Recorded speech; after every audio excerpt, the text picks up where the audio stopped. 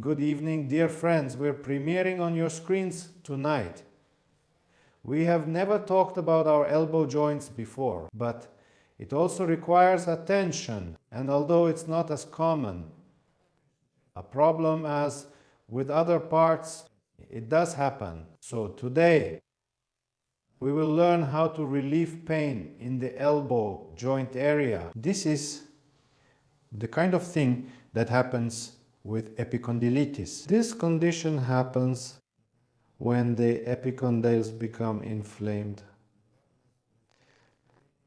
What are the epicondyles? It's a formation on the humerus, right here, these spots where the tendons of various forearm muscles attach. Due to excessive load on these muscles, because of overloading, overuse of these muscles, inflammation of the tendons, pain occurs in the area above the epicondyle. The periosteum can get inflamed, the tendons can get inflamed after that. After overloading, as a rule, what happens is the muscle can't work for a long time.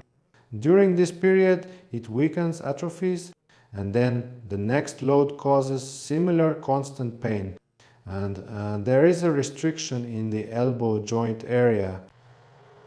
These conditions are also known under the name tennis elbow. And in some countries where golf is played by wealthy people, they also develop golfer's elbow. This condition is unknown to us. Such activities are foreign to us. It's unusual. Our backs hurt more from shovels. We don't play tennis either, table tennis at most. That's why we usually get these symptoms from some kind of mechanical overuse. For example, if you wring out a rag like this, it can also hurt, like this for instance. Well, from golf, from wringing a rag, and from tennis, in short. That's how these kinds of pains occur. But from some monotonous, repetitive movements or sudden ones, it doesn't really matter. In short, what interests us more is what to do about it. So there are two muscles. Those are the main ones to start with. Pain often occurs both when bending and straightening and when moving the wrist. It's impossible to grip something tightly or even lift something. Even holding a kettle is difficult. Sometimes the pain even spreads to the hand. Basically, to get rid of this whole chronic process, you only need 4 movements. You need to learn to do the movements well. These are 2 movements, pronation and supination. Turning your palm inward, turning your palm upward. Pronation, this is supination. 2 muscles, pronator and supinator. And flex your wrist inward together with your fingers. And outward. This is the group of wrist flexors, finger flexors. There are several of them. There is the ulnar flexor, the radial flexor, the finger flexor, the superficial one, and the internal one. To get rid of the pain, you don't need to know all of this. The main thing here is to do the movement itself and everything works. And in the opposite direction, there is extension.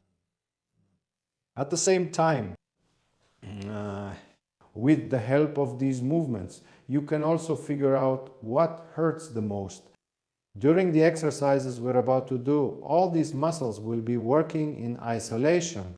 And if you feel pain, for example, when turning inward, it's most likely related to a pronator injury. If turning outward causes pain, it's more likely that the supinator is injured. If this movement causes pain, there is some kind of dysfunction here. It could be a result of tendon inflammation, or maybe the muscles have become so weak that even their contraction causes pain. So, this movement involves this group of muscles, the wrist extensors. The opposite of the wrist extensors are the wrist flexors and finger flexors. Here, 2 are the finger and wrist extensors. In short, the idea is clear. Let's move on to the exercises. So friends, the first one is training the pronator with a movement like this. For this, anchor the resistance band off to the side. It's convenient to secure it in a doorway, on the door, at about elbow level, or a little higher or lower. take the resistance band like this and make this kind of inward rotation. So we're making a rotation in this direction, but now we're doing it under resistance here. If you feel pain during this movement, then start with an isometric hold. So don't do a full rotation, but rotate only until your thumb is pointing up. And in this position, just hold your arm. If there's no significant pain, you can do the full range of motion as much as you can manage. Try to do the reverse movement a little slower, because the reverse movement is the most difficult for the muscle.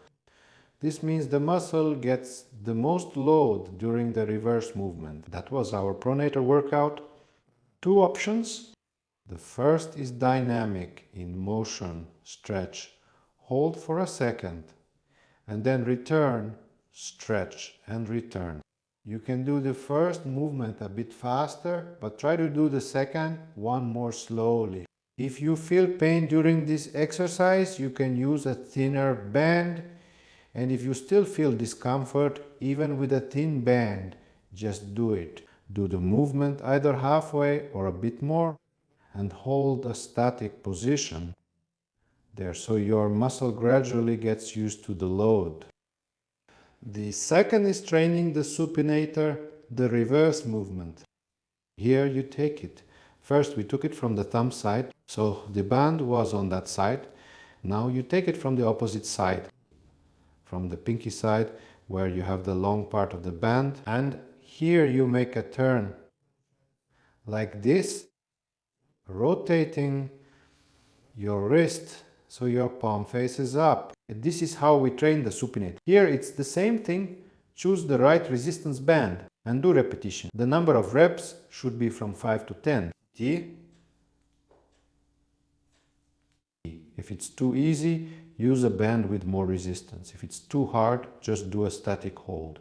Rotate and hold in the static position. And then slowly move back. These are the 2 main movements for the supinator and the pronator for the 2 muscle groups. Next. Wrist extension and wrist flexion. Here we have this muscle group working, which very often, практически, is almost never used in everyday life. And usually this part of the muscle is much less developed than this one. That's why we'll start with it. Here you take the band like this and make a movement like this.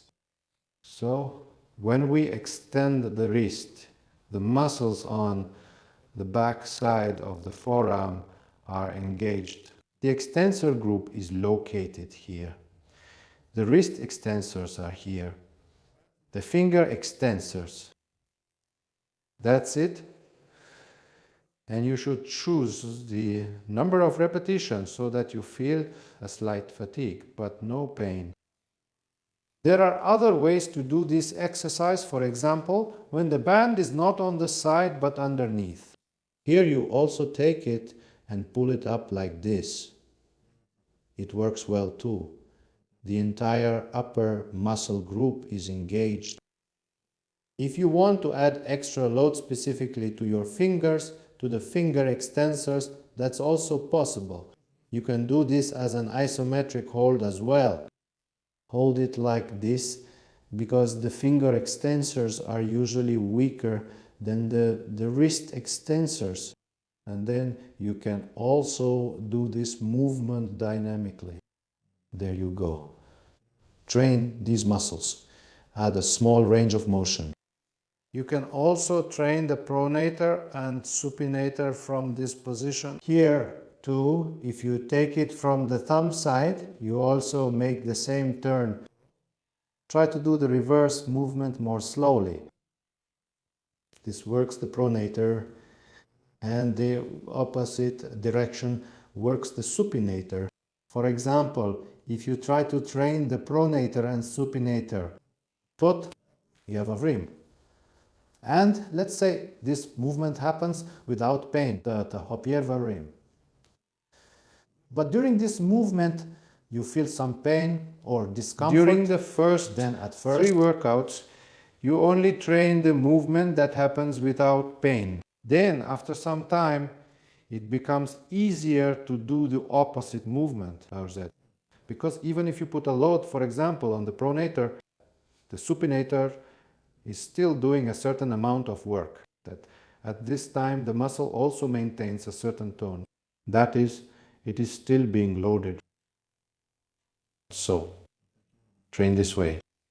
And next is the flexor group.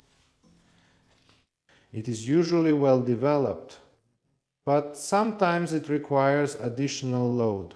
Here's one option. You stand sideways like this, and for the second one, you stand facing the place where the band is attached, and from this position, you pull it like this over here, here from one side and from the other side. And these two exercises are for the extensors here. Well, you can also add some static holds, of course, especially when you're training the finger extensors specifically. You can apply some kind of isometric loading here. That is, make small movements like this. Try to bring your fingers together a little, then spread them apart. As for the finger flexors here, well, in general, these muscles are usually developed quite well. So a separate workout for them isn't necessary. Here, you can train everything together as a whole. That's it. And in this case, your forearm muscles will get a good workout. Also, during the exercise, you can find the movements that increase your pain or cause it to appear. Key. In this case, if the movement provokes pain, then try doing it with an isometric hold at first. That is, for example, if during this movement I feel that my joint starts to hurt right from the very first movement, I try a light isometric hold and just stay in that position, like this. Then, after that, I slowly start to work it out, increasing the range of motion.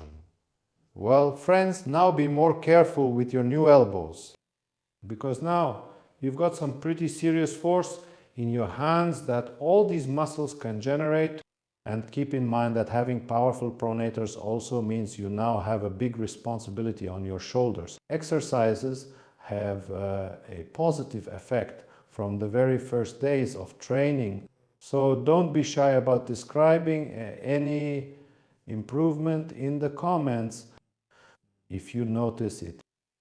And to everyone else, see you in the next episode.